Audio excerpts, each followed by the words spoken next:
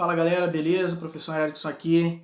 Então, a gente continua com o volume 2, História 1, capítulo 9, Invasão Portuguesa ao Brasil e Período Pré-Colonial. Quando os portugueses chegaram no Brasil, aqui no nosso território, eles observaram que existiam povos humanos totalmente diferentes do que eles já tinham visto, né?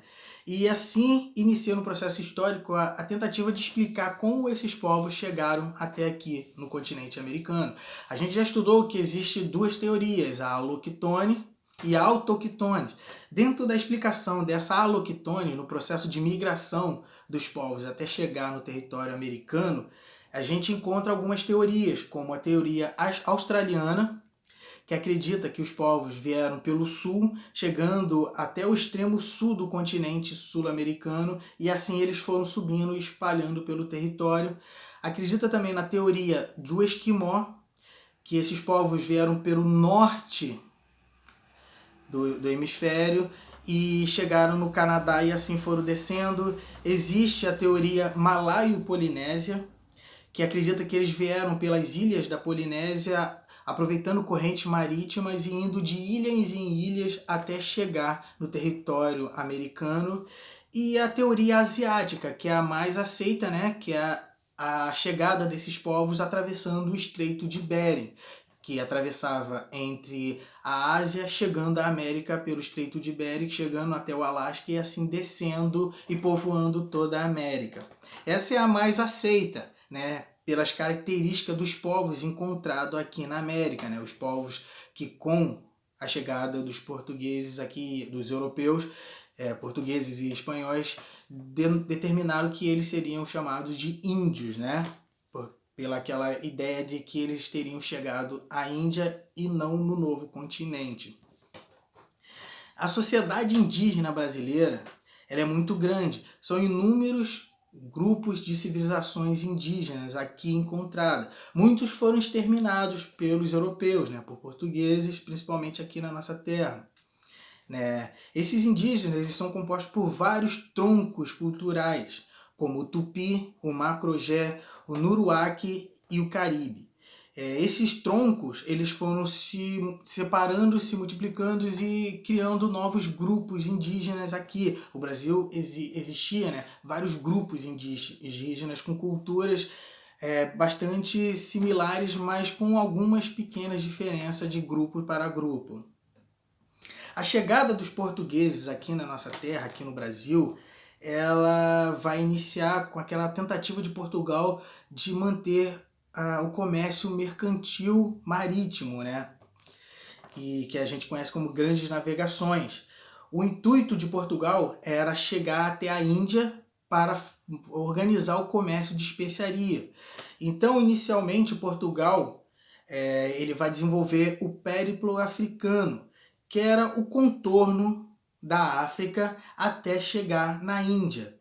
Esse périplo africano ele vai iniciar por volta de 1415, quando Portugal conquista no norte da África Ceuta.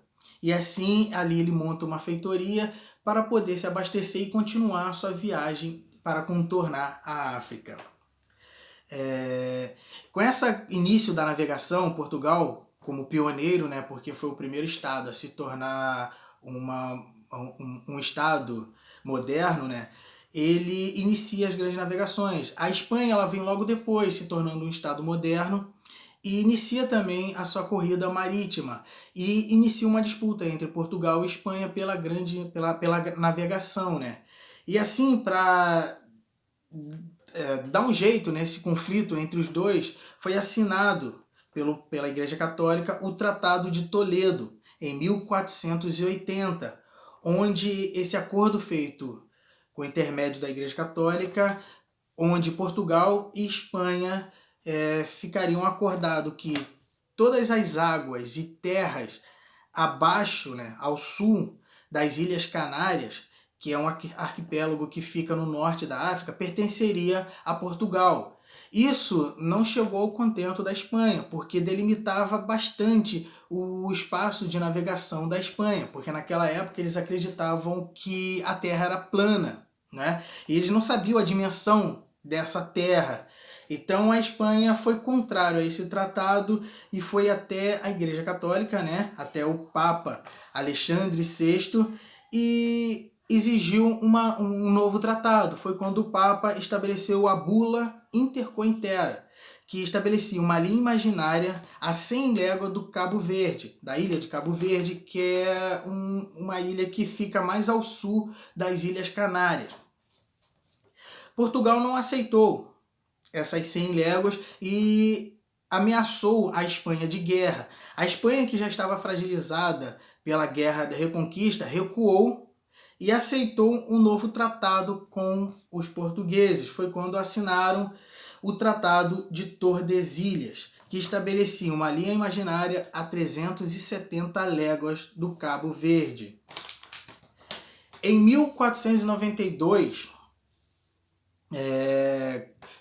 aparece o genovês Cristóvão Colombo, né, na Espanha, já que o monopólio do contorno da África, né, do périplo africano, estava sobre a posse de Portugal. Aparece na Espanha Cristóvão Colombo com uma ideia de navegação para chegar até a Índia. Os espanhóis inicialmente ouviram o que esse cara falava, né? Ele dizia que a Terra era redonda e que ele ia navegar contornando o globo até chegar à Índia. Isso foi bastante contraditório no território espanhol, já que os reis espanhóis eram católicos, né? E você acreditar em Cristóvão Colombo, você iria contra a ideia da Igreja Católica de que a Terra era plana. Mas o poder financeiro falou mais alto nesse momento e a Espanha aceitou financiar Cristóvão Colombo e assim Cristóvão Colombo vai partir na sua navegação e com o intuito de contornar o globo. E em 1492, Cristóvão Colombo vai chegar na América Central achando ter chegado na Índia. Tanto que assim surge o nome dos povos aqui da América como povos indígenas. Em 1498, Vasco da Gama vai conseguir contornar a África e chegar até a Índia. Lá ele vai abastecer a sua embarcação e voltar até Portugal, o que vai garantir grande lucro para os portugueses com essas especiarias vendidas no território europeu. Com isso, Portugal, para garantir mais lucro, ele vai organizar em 1500 uma grande frota de embarcações, né, comandada por Pedro Álvares Cabral, e seriam 13 embarcações, 13 navios com 1.500 soldados para poder chegar até a Índia e encher de especiarias para poder voltar para Portugal e garantir o máximo de lucro para Portugal. Essa viagem, além de ter como intuito chegar até a Índia, também tinha como ordem para Pedro Álvares Cabral navegar até as 370 léguas do Cabo Verde para poder ver o que tinha, o que eles poderiam ter de lucro nessa navegação. E assim, Pedro Álvares Cabral vai chegar no dia 22 de abril nas terras brasileiras. Ele vai chegar, vai tomar posse das terras, vai deixar um representante, na verdade vão ficar dois, porque um vai se encantar com a beleza das Índias e vai desertar e vai fugir para viver com as Índias. Mas esse representante português ficaria ali para tomar posse da terra. E Pedro Álvares Cabral vai voltar e se encontrar com a sua frota para poder chegar até a Índia, que era o intuito de garantir as especiarias para garantir lucro para Portugal.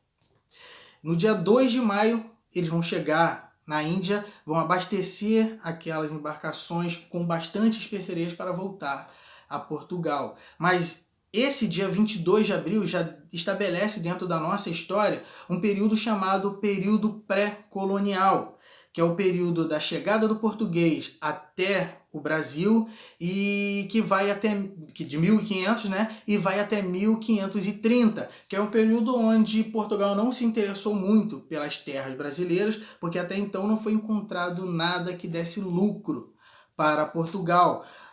Só que inicialmente eles encontraram uma madeira que era muito utilizada na Europa para tingir tecido, que era o pau-brasil, que era muito utilizado principalmente na França. Então o intuito de Portugal era manter o comércio do pau-brasil para pegar essa madeira, levar até a Europa e vender para os franceses e assim garantir um lucro com essa nova terra encontrada. E nesse território brasileiro, até então, não foi encontrado nenhum sinal de metal precioso, como ouro ou prata.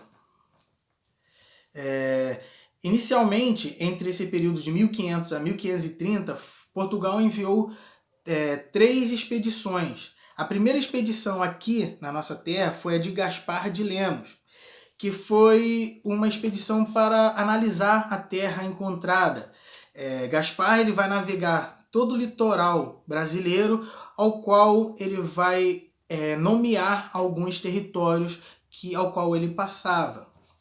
A segunda expedição foi a de Fernão de Noronha, que aconteceu em 1503, que foi chefiada por Gonçalo Coelho, que tinha com o intuito fundar feitorias para a extração do pau-brasil e o comércio do pau-brasil aqui na nossa região, aqui no Brasil, né?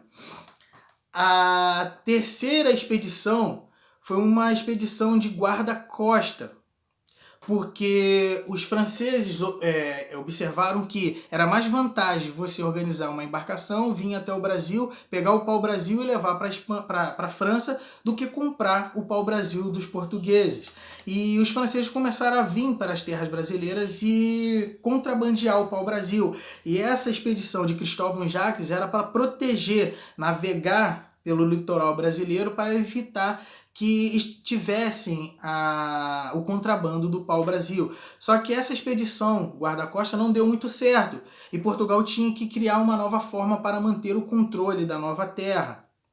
E assim inicia, a partir de 1530, o processo de colonização do território brasileiro. Mas isso é matéria para a próxima aula. Valeu, galera. Continue com o estudo de vocês, façam os exercícios e até a próxima. Valeu!